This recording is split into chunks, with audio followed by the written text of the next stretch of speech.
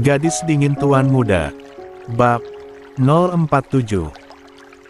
SSSTT diam sayang, nanti ada yang bangun, ucap Algaskar dengan suara serak. Entah karena mengantuk atau menahan sesuatu, yang jelas setelah mendengar itu, Rahmi langsung terdiam tidak lagi berontak.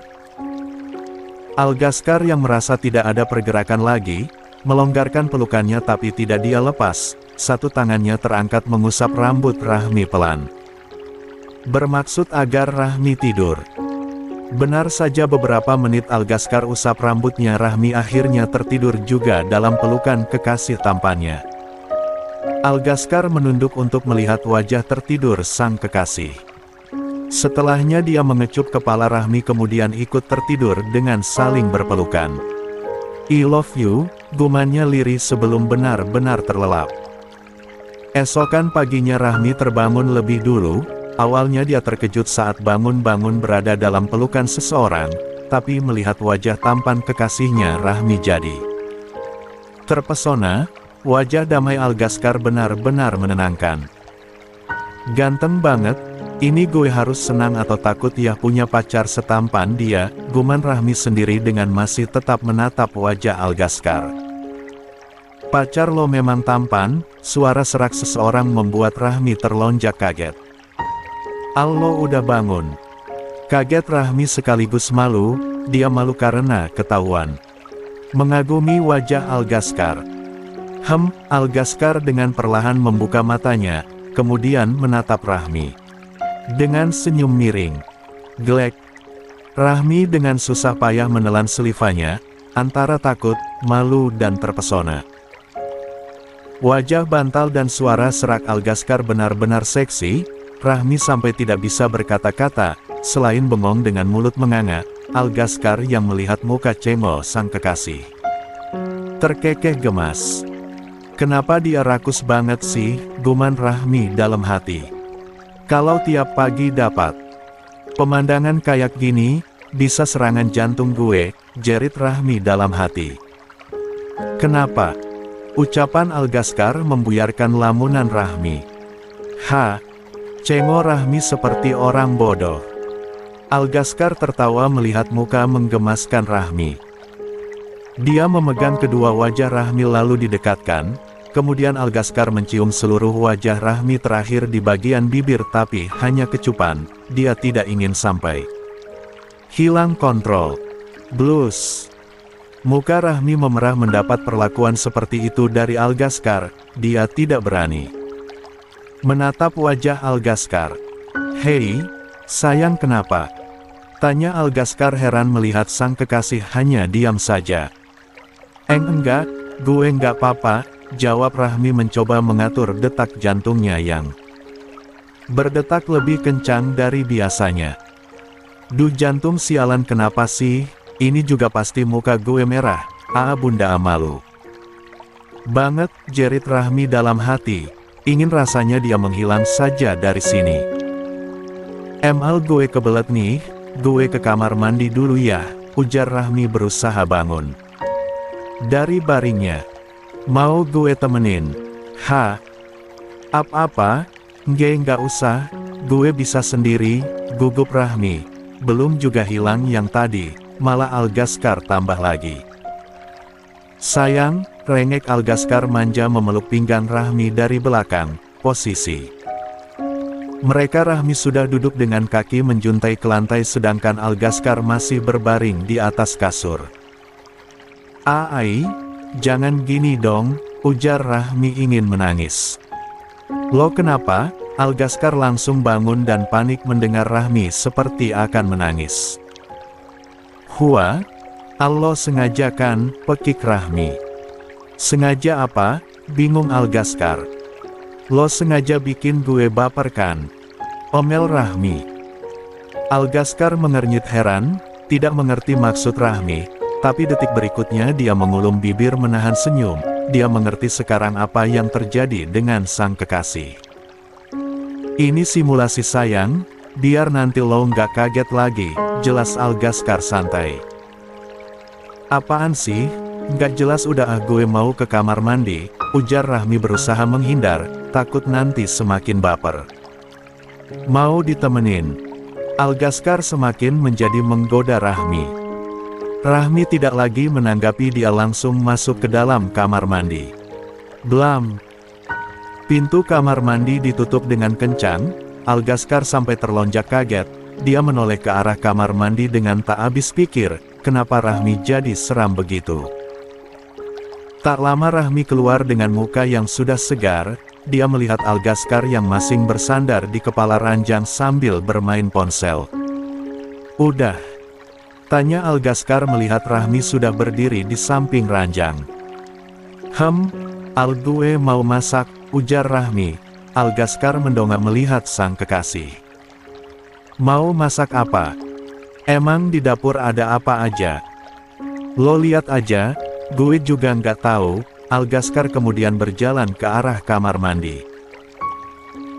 Rahmi keluar menuju dapur, dia mengecek kulkas, hanya terdapat telur dan beberapa sayuran yang sudah layu, kayaknya udah nggak enak kalau dimasak nih sayur, guman Rahmi lalu melihat-lihat lagi, cuma ada telur, gue masak nasi goreng aja deh, lalu Rahmi memulai memasak nasi terlebih dahulu, kemudian menyiapkan bahan yang lainnya. Setelah cuci muka dan gosok gigi, Algaskar keluar kamar dan menyusul Rahmi ke dapur. "Lagi buat apa?" tanya Algaskar tiba-tiba membuat Rahmi langsung menoleh. "Lagi buat nasi goreng," jawab Rahmi. "Arum, gue mau ngomong sesuatu sama lo tapi nanti setelah sarapan," ujar Algaskar. Rahmi menoleh sebentar kemudian mengangguk, lalu kembali melanjutkan memasak. Beberapa menit sarapan yang dibuat Rahmi sudah jadi. "Al, ayok makan," ajak Rahmi. Kini mereka sarapan bersama dengan sunyi, tidak ada yang bersuara sampai makanan di piring mereka habis. Gue tunggu di depan, lalu Algaskar berjalan ke arah sofa, Rahmi membereskan bekas makan mereka lalu membereskan kembali, setelah itu baru menghampiri Algaskar. "Lo mau ngomong apa?" tanya Rahmi sudah duduk samping Algaskar. "Soal video pengakuan Sonia, lo nggak pengen kasih tahu bokap lo?" tanya Algaskar pelan. Dia ingin tahu bagaimana reaksi Tuan Aksara saat tahu tentang kebenaran. Apa dia akan menyesal atau masih tidak memiliki hati? Sejujurnya dia sangat membenci laki-laki yang Rahmi panggil ayah itu, tapi dia masih belum bisa berbuat apa-apa sampai Rahmi mau jujur yang sebenarnya. Rahmi jadi terdiam mendengar pertanyaan Algaskar. Apa iya ayahnya akan peduli dengan video itu? Apa iya pengakuan Sonia penting buat ayahnya? Memikirkan itu membuat Rahmi frustasi sendiri, bayangan-bayangan kekerasan yang dia dapatkan kembali menumbuhkan rasa benci untuk sang ayah. Beberapa hari ini dia sudah hampir lupa sama semua rasa sakitnya karena perlakuan Algaskar. Rahmi, panggil Algaskar membuat Rahmi tersadar. Rahmi menyahut singkat. "Kenapa?" tanya Algaskar. "Nggak apa-apa," jawab Rahmi. "Kita ke rumah Mama, tadi Mama telepon katanya kangen," ujar Algaskar memecah keheningan di antara mereka. "Ya udah ayok," ajak Rahmi. Algaskar berdiri dari duduknya diikuti Rahmi untuk bersiap. Lalu mereka berjalan keluar dengan bergandengan tangan. Semua orang yang mereka lewati menatap kagum. Mereka memang pasangan serasi cantik dan tampan, apalagi wajah datar Algaskar dan Rahmi menambah kesan serasi buat pasangan itu. "Nih pakai helm," Algaskar menyodorkan helm ke kepala Rahmi dan membantu untuk memakaikannya. "Makasih Al," senyum manis Rahmi. "Of course baby." Blues. Muka Rahmi memerah mendengar panggilan Algaskar, untungnya dia memakai helm jadi Algaskar tidak bisa melihatnya. "Ayo naik, kenapa bengong?" Heran Algaskar melihat sang kekasih hanya diam saja. "Enggak," Rahmi langsung naik ke atas motor Algaskar, setelahnya mereka keluar dari gedung apartemen itu dan menuju ke mansion utama Gutama. Hati ini adalah hari di mana Kiara akan dibawa ke rumah sakit. Awalnya dia menolak tapi Dengan paksaan dari Bara dan mamanya akhirnya Kiara mau. "Udah siap?" tanya Bara menghampiri Kiara. "Iya," angguk Kiara singkat tapi terlihat seperti memikirkan sesuatu. "Kenapa? Lo mikirin sesuatu?" Bara sadar Kiara terlihat tidak tenang seperti memikirkan sesuatu. "Gimana kalau ternyata penyakit gue makin parah dan gak bisa disembuhin lagi?"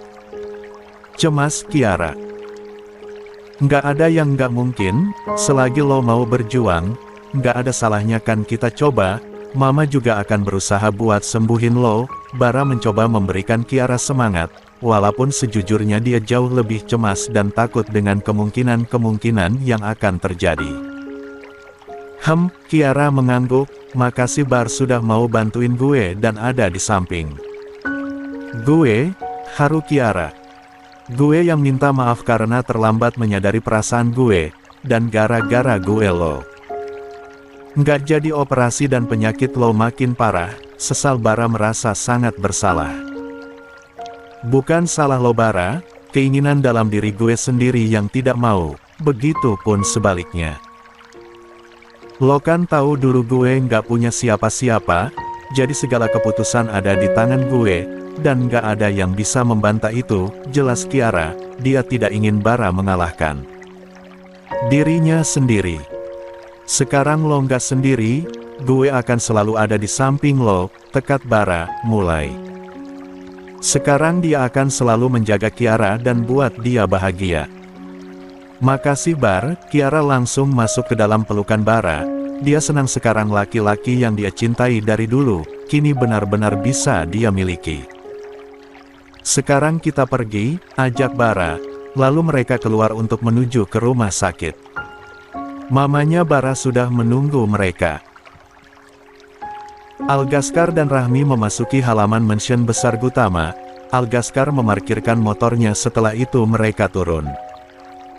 "Ayo masuk," ajak Algaskar, menggandeng tangan Rahmi untuk masuk, walaupun Rahmi sudah kenal dengan keluarga Algaskar, tapi tetap saja dia merasa canggung.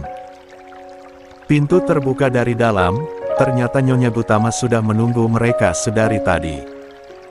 Makanya setelah mendengar motor Algaskar datang, dia langsung menyambutnya. "Rahmi sayang, sini nak, mama kangen banget." Kinan langsung membawa Rahmi dalam pelukannya, seketika air matanya jatuh. Algaskar sudah menceritakan tentang apa yang dia dengar dari Rahmi saat berdebat dengan Sonia. Dia dan suaminya sangat marah, tapi Algaskar melarang mereka untuk bertindak lebih dulu sebelum Rahmi yang mengatakan. Yang terpenting sekarang mereka tidak akan membiarkan Rahmi disakiti lagi. "Tante nangis, kenapa? Tante sakit?" tanya Rahmi cemas melihat Nyonya Gutama tiba menangis. "Enggak nak, Mama nggak apa-apa." "Oh iya, jangan panggil tante, mulai sekarang panggil Mama dengan sebutan Mama." "Oke," perintah Kinan.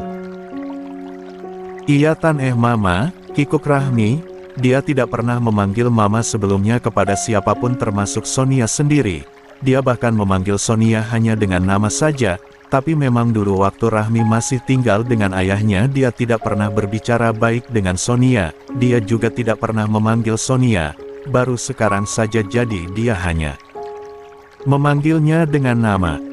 "Kamu harus terbiasa sayang, kamu ada mantu Mama." Kinan tersenyum senang ke arah Rahmi, sedangkan Rahmi malah salah tingkah, apalagi Algaskar malah menatap dirinya menggoda. "Iya mah," kikuk Rahmi. Sumpah dia sangat gugup saat ini. "Mah Rahmi izin ke kamar mandi dulu ya." "Izin Rahmi." Dia tiba-tiba jadi kebelet. "Mau Mama anterin?" tawar Kinan. "Nggak perlu mah, Mama tunjukin aja kamar mandinya yang mana," tolak Rahmi halus. "Ai kamu anterin Gih, ke kamar mandi dekat dapur, lebih dekat," suruh Kinan, yang di angguki Algaskar. "Ayo, gue bisa sendiri kok," bisik Rahmi pada Algaskar. "Masa dia harus dianterin ke kamar mandi juga?" "Nggak apa-apa, gue anterin sampai depan pintu," abis itu gue balik lagi, ujar Algaskar, lalu menarik tangan Rahmi menuju kamar mandi. Rahmi hanya pasrah, daripada tidak jadi ke kamar mandi. Sana masuk, ucap Algaskar saat mereka sudah berdiri tepat di depan kamar mandi. Ya udah sana lo balik lagi, usir Rahmi mendorong Algaskar. Nggak mau gue tungguin, goda Algaskar, membuat Rahmi melotot. Nggak usah sana kamu balik, dorong Rahmi lagi. Akhirnya Algaskar mengalah dan melangkah kembali ke ruang tamu. Saat ini Nyonya Gutama masih menunggu Rahmi dan Algaskar di ruang tamu. Sebentar lagi makan siang, dia juga menunggu suaminya yang katanya sudah di jalan, hari Sabtu. Sebenarnya kantor tidak buka, tapi tiba-tiba ada klien dari luar kota yang datang, dan tidak bisa menunggu karena harus kembali jadi Tuan Gutama menemuinya. Deseretete. Bunyi ponsel di atas meja mengalihkan Nyonya Gutama dari majalah yang dia baca. Ini ponsel siapa? Sepertinya bukan ponsel Al, apa ponsel Rahmi?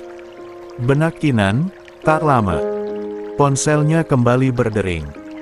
Kinan yang berpikir itu penting berniat mengangkat tapi baru saja dia ambil sudah mati duluan. Udah mati, siapa sih? Kalau penting pasti nelpon lagi, monolog Kinan, lalu ingin meletakkan kembali tapi tiba-tiba dia salah pencet dan masuk ke sebuah aplikasi. Kepencet lagi, Kinan kembali meraih ponsel Rahmi untuk keluar dari aplikasi itu. Kening Kinan mengernyit melihat isi ponsel Rahmi. Ini file apa? Kok namanya aneh gini?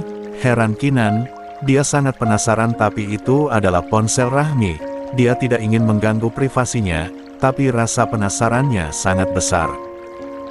Aku penasaran, apa aku buka aja ya? Kinan kemudian memencet satu file yang tertulis anak sial. Perasaannya sudah tidak enak saat akan membuka file itu. Dia takut melihat isi dari file itu yang bisa dia tebak berisi sebuah video yang berdurasi cukup panjang. Saat akan memencet tiba-tiba suara mengagetkan dirinya. Mah. Algaskar melihat sang mama sedang memegang ponsel Rahmi. Dia jadi penasaran ada apa mamanya memeriksa ponsel Rahmi. Mah, panggil Algaskar mengejutkan Kinan. Dia hampir saja menjatuhkan ponsel Rahmi. Al, kamu mengagetkan mama, ujar Kinan mengelus dadanya karena kaget. Mama ngapain periksa HP Rahmi? Tanya Algaskar penasaran.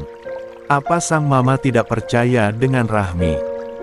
Kinan melihat ke arah belakang Algaskar, di mana Rahmi? Tanya Kinan. Masih di kamar mandi, kenapa mah?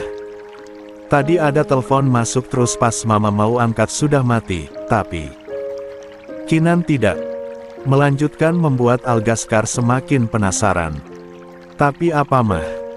Desak Algaskar, pasti ada sesuatu di ponsel Rahmi. Algaskar jadi cemas.